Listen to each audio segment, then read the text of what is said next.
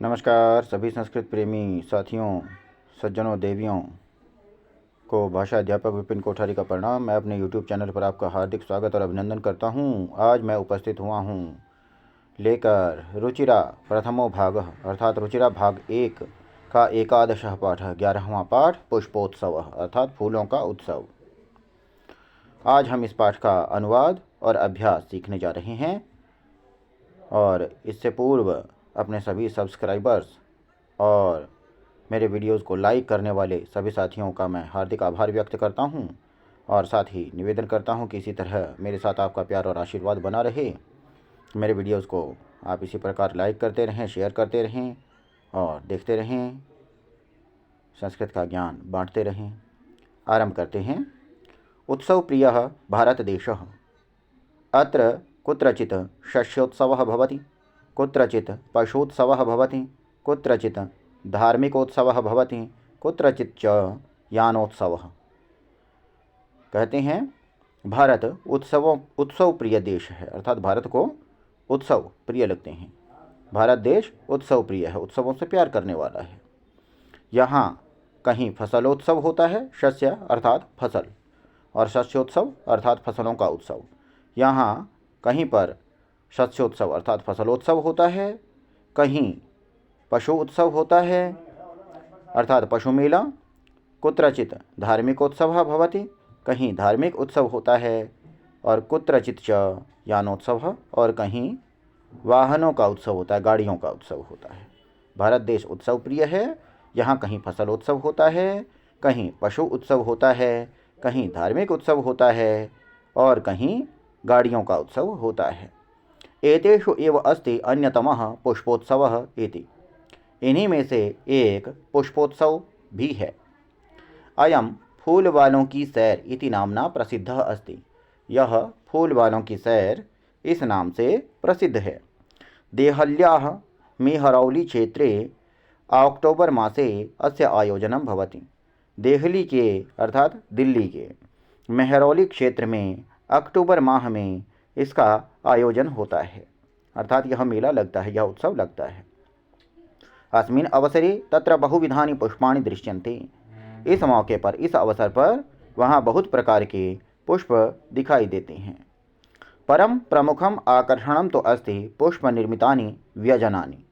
किंतु प्रमुख आकर्षण तो है फूलों से बनाए गए पंखे, अर्थात हाथ के बनाए हुए पंखे, जो हाथ से आप गाड़ियों वगैरह में जिससे हवा करते हैं गर्मी दूर करने के लिए, पसीना सुखाने के लिए, उसी पंखे की ये बात कर रहे हैं। किंतु प्रमुख आकर्षण तो है फूलों से बनाए हुए पंखे। जनाः एतानि पुष्पव्यजनानि योगमाया मंदिरे बख्तियार काकी इत्यस्य समाधिस्थले च अर्पयन्ति। लोग इन फूलों के पंखों को योग माया मंदिर में बख्तियार काकी के समाधि स्थल पर अर्पित करते हैं। केचन पाटलपुष्पैः निर्मितानि, केचन कर्णिकारपुष्पैः, अन्ये जपाकुसुमैः, अपरे मल्लिकापुष्पैः, इतरे च गेंदापुष्पैः निर्मितानि व्यजनानि नयन्ति। तो क्या कहते हैं?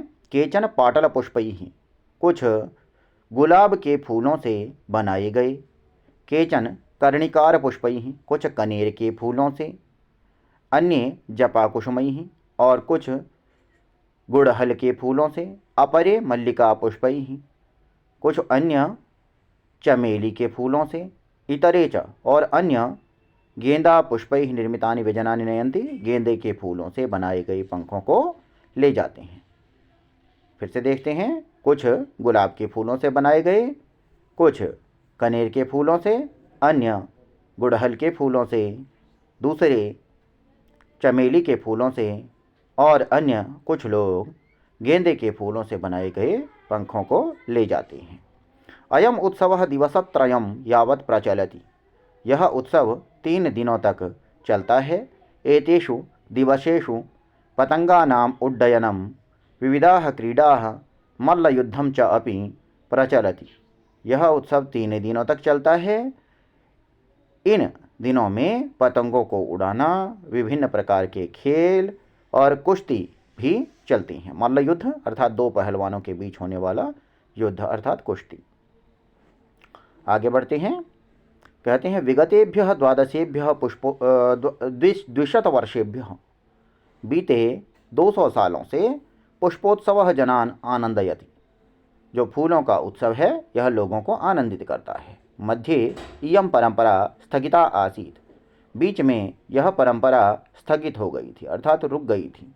परम स्वतंत्रता प्राप्तेः पश्चात इयं मनोहारिणी परंपरा पुनः समारब्धा, किंतु स्वतंत्रता प्राप्ति के बाद यह मनोहारिणी परंपरा फिर से आरंभ हो गई। पुष्पोत्सवः अद्यापि सोल्लासं सोत्साहं च प्रचलति, फूलों का उत्सव आज भी उल्लासपूर्वक और उत्साहपूर्वक चलता है। तो ये इस प्रकार इसका हिंदी अनुवाद और संस्कृत उच्चारण हुआ। तत्पश्चात ये शब्दार्थ आप देख पा रहे हैं। शब्दार्थों के बाद अगले पृष्ठ पर चलते हैं।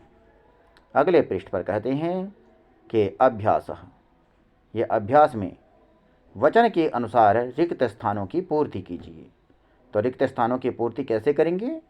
मंदिरे मंदिरयोः मंदिरेषु, अवसरे अवसरयोः अवसरेषु, स्थले स्थलयोः स्थलेषु, दिवसे दिवसयोः दिवसेषु, क्षेत्रे क्षेत्रयोः क्षेत्रेषु, व्यजने व्यजनयोः व्यजनेषु, पुष्पे पुष्पयोः पुष्पेषु।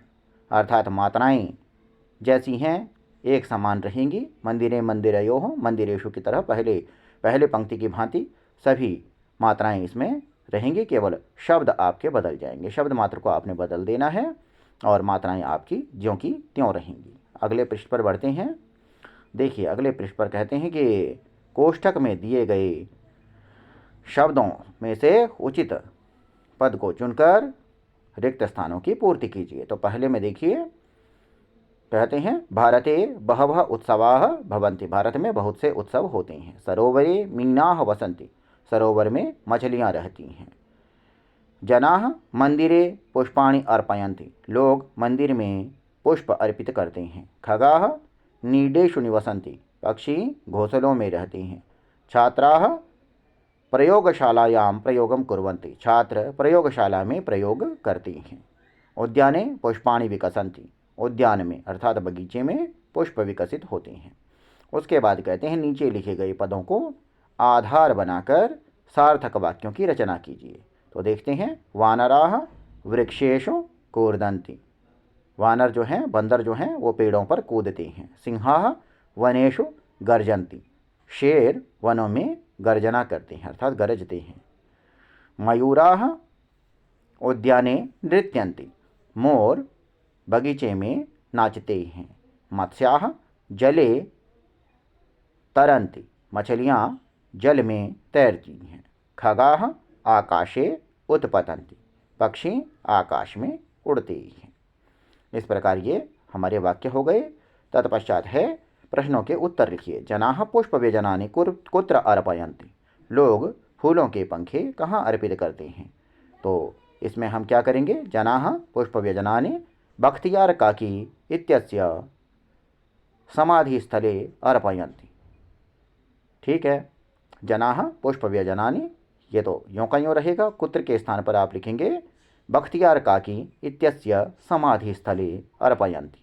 पुष्पोत्सवस्य आयोजनम कदा भवति, फूलों के उत्सव का आयोजन कब होता है? तो आप लिखेंगे पुष्पोत्सवस्य आयोजनम अक्टोबर मासे भवति, अर्थात कदा के स्थान पर अक्टोबर मासे आप लिख देंगे। प्रश्न यों का यों रहेगा और प्रश्नवाचक को हटाकर पूर्ण विराम लगा देंगे तो उत्तर तैयार। अस्माकं भारतदेशः कीदृशः अस्ति? अस्माकं भारतदेशः उत्सवप्रियः देशः अस्ति। आगे बढ़ते हैं। अगले पृष्ठ पर कहते हैं पुष्पोत्सवः केन नामना प्रसिद्धः अस्ति, पुष्पोत्सव किस नाम से प्रसिद्ध है? तो किस नाम से प्रसिद्ध है बच्चों? फूल वालों की सैर। तो पुष्पोत्सवः इन्वर्टेड कॉमा में अर्थात इकहरे उदाहरण चिन्ह में आप लिखेंगे पुष्पोत्सवः फूल वालों की सैर। पुष्पोत्सवः फूल वालों की सैर नामना प्रसिद्ध अस्ति, केन के स्थान पर लिख देंगे फूल वालों की सैर, उसको भी इन्वर्टेड कॉमा में प्रसिद्ध है। मेहरौली क्षेत्रे कस्याः मंदिरं कस्य समाधिस्थलं च अस्ति, मेहरौली क्षेत्र में किसका मंदिर और किसका समाधि स्थल है? तो आप लिखेंगे मेहरौली क्षेत्रे योगमाया मंदिरम बख्तियार काकी इत्यस्य समाधिस्थलं च अस्ति। आगे देखिए, कहती हैं सरोवरे मीनाः सन्ति। तो इसी प्रकार हमने क भाग में लिखना है तडागे कच्छपाः भ्रमन्ति, अर्थात तालाब में कछुए घूमते हैं। शिविरे सैनिकाः सन्ति, शिविर में सैनिक हैं।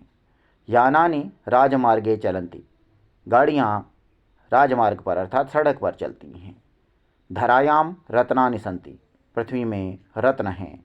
बालाः क्रीडा क्षेत्रे क्रीडन्ति, बच्चे खेल के मैदान में खेलते हैं। उसके बाद आगे बढ़ते हैं, पेटी में से अर्थात ये जो डिबिया बना रखी है इसमें से पदों को चुनकर रिक्त स्थानों की पूर्ति करनी है। वयम विद्यालये पठामः, हम विद्यालय में पढ़ते हैं। जनाः उद्यानेषु भ्रमन्ति, लोग बगीचों में घूमते हैं। नौकाः सन्ति के लिए क्या लिखेंगे? गंगायाम नौकाः सन्ति, गंगा में नौकाएं हैं। पुष्पेषु भ्रमराः गुंजन्ति, फूलों पर भंवरे गूंजते हैं। और आगे लिखेंगे वृक्षयोः फलानि पक्वानि सन्ति, पेड़ों पर फल पके हुए हैं। तो इस प्रकार यह पाठ यहीं पूर्ण होता है। आशा है आपको समझ आया होगा। यदि फिर भी कुछ शंकाएं रह जाती हैं तो समाधानार्थ आप कमेंट करके मुझसे पूछ सकते हैं। उन शंकाओं का समाधान करने का प्रयास करेंगे। तो अभी इस वीडियो को यहीं समाप्त करते हैं। धन्यवाद। वीडियो को देखने के लिए आभार। नमस्कार।